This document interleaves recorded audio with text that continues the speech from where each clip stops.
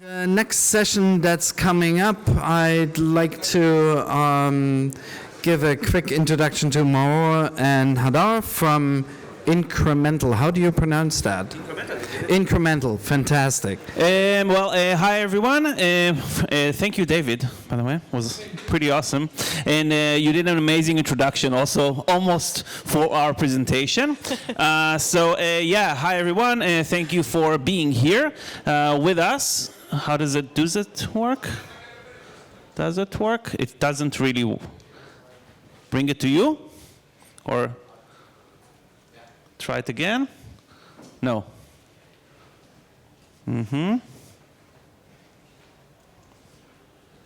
So I'm just going to introduce myself in the meanwhile. So I'm Maor Sadra. I'm CEO and co-founder of INCRMNTAL.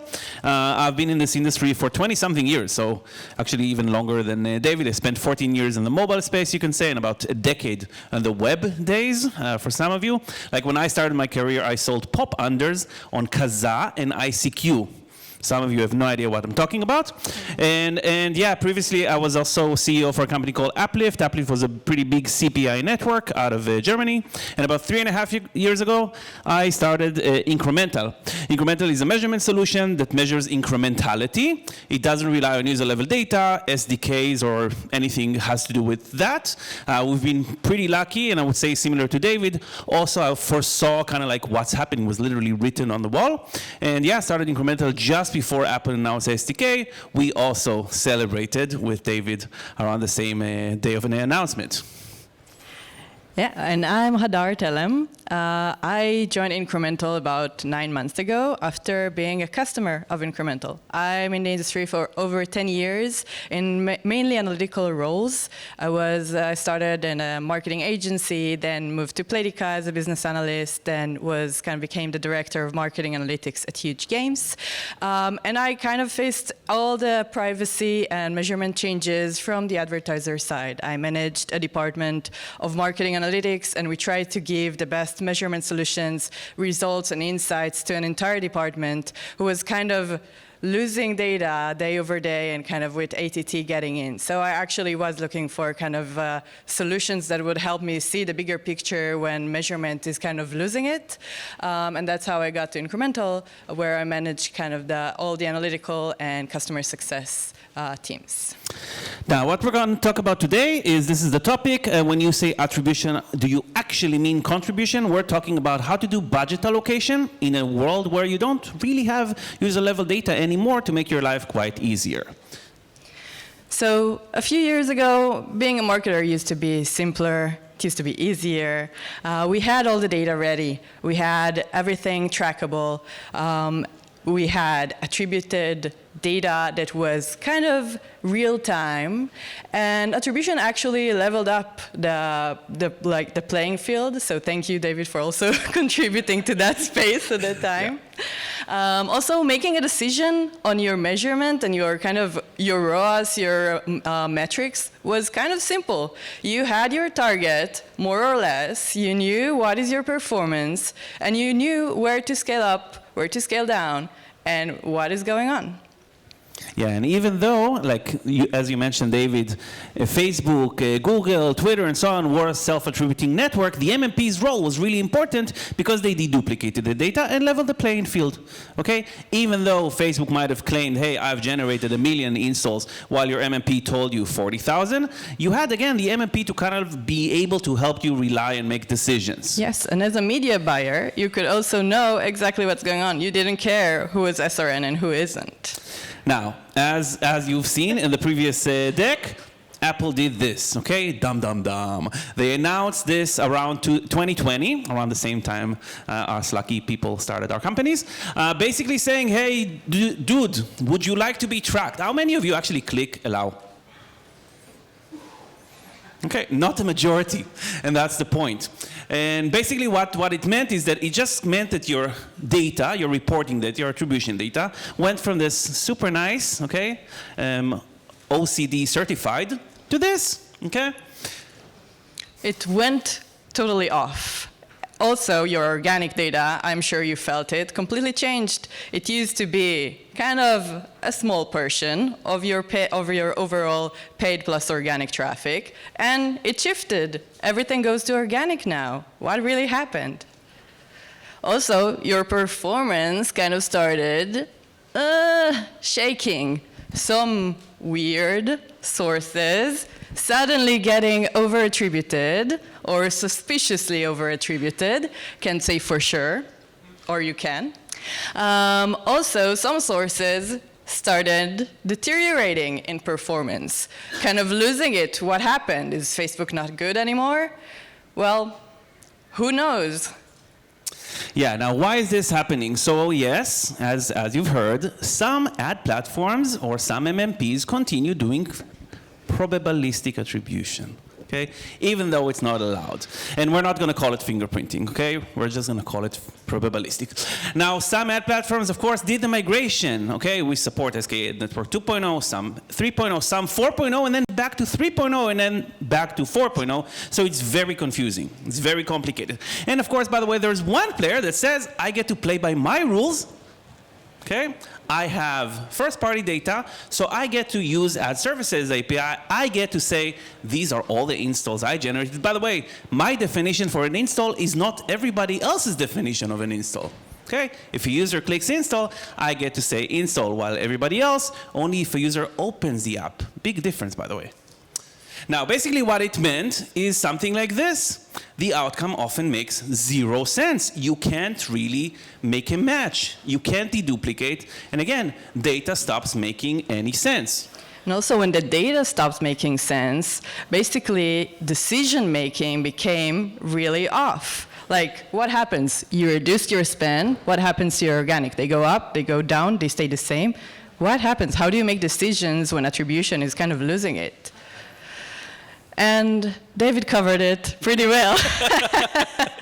But it's not going to be easier. We do see the bigger picture. We do understand that over the years, user IDs at their many levels have become less and less usable.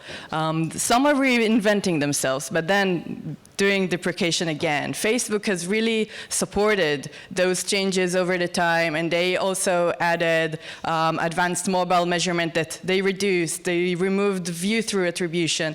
A lot of those changes happened during those years, and basically now with privacy manifests getting into place this year, and Google Sandbox, it will only take a matter of time until they also revoke user-level data, and the future is going there. So we need to get used to not seeing user-level data and learning to really work well without it. So do we accept that we get this new lost data as a new budget allocation standard? I don't think so. Yeah, hope is not a strategy.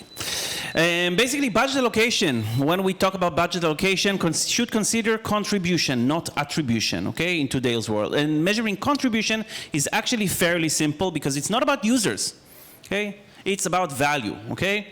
How do we determine the value, okay, when we, for example, launch a new channel, okay? First, make an assumption. Like, I assume that if I'm going to be spending money with a new channel, any conversions I get will be more than what I previously had. Kind of makes sense, no?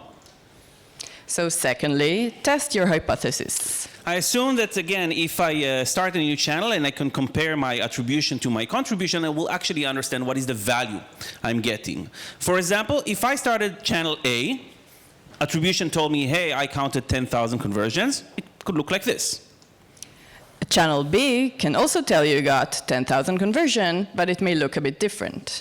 Now, the challenge often with attribution data is it's only counts in positive, okay? It doesn't matter if there is value or not, it only counts in positive. And positive contribution can basically either report a positive value or no value, okay? Even though in both cases, attribution counted 10,000 conversions. So contribution is kind of measuring the value of each channel over your entire market. So your specific OS and country, whatever you're looking at a market level, this is where you should see impact. So if we take this example further on, these are my paid traffic on their own for one of the channels I tested. Yeah, that's the 10,000 conversions we mentioned earlier. And this is my entire market. For example, iOS, US, my overall conversions. So do I really see any incremental value when I combine the twos? Well, no.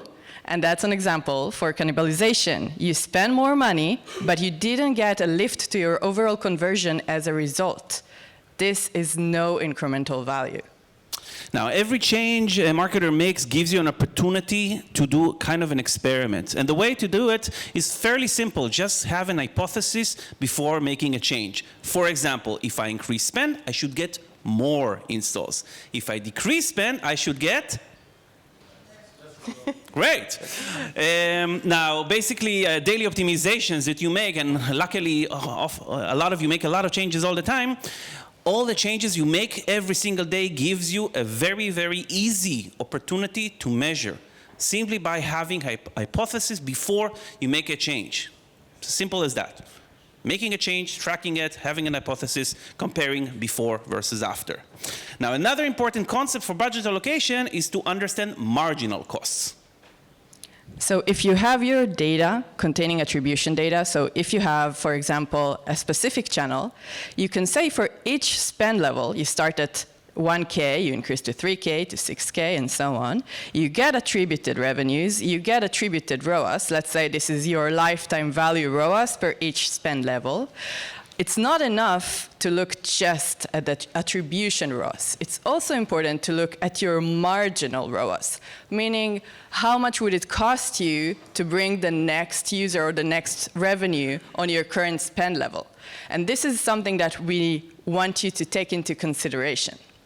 Because when you look at this table, what's important to realize that assuming that 100% ROAS is what you need, anything above 9K, you're losing money. You're basically spending $1 to get less than $1. That's not great business.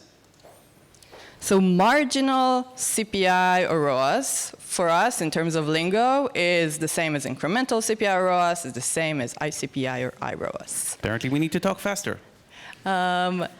For each spend, this is kind of a visualization of that. So for each spend level, you see that even though your ROAS is above 100%, you get a full payback.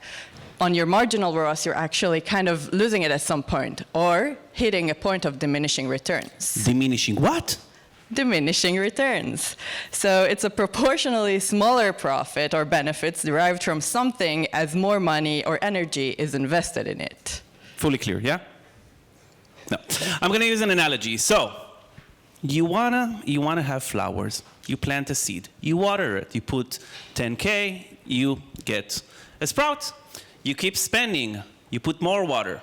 You put even more water, and suddenly you have flower. Now, logic, for a lot of you apparently says, if I'm going to drown it with water, I'm going to get way more flowers.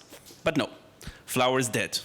That's basically the point of diminishing returns, negative returns. Okay? Understanding marginal cost basically just allows you to understand where or should I put my next advertising dollar. That's the simple realization behind that concept.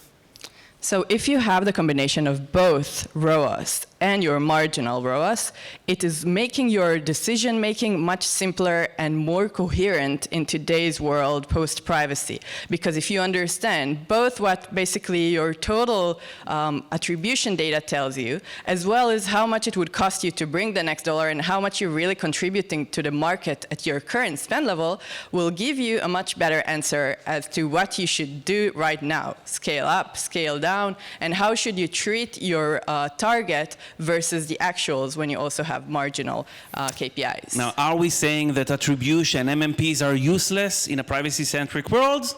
No. No, we're not, okay? We always think that attribution is really good because it's kind of plus minus real time, okay? Yes, SKA network is not really real time, but it's close enough, okay? Incrementality, on the other hand, only works in hindsight, unfortunately speaking.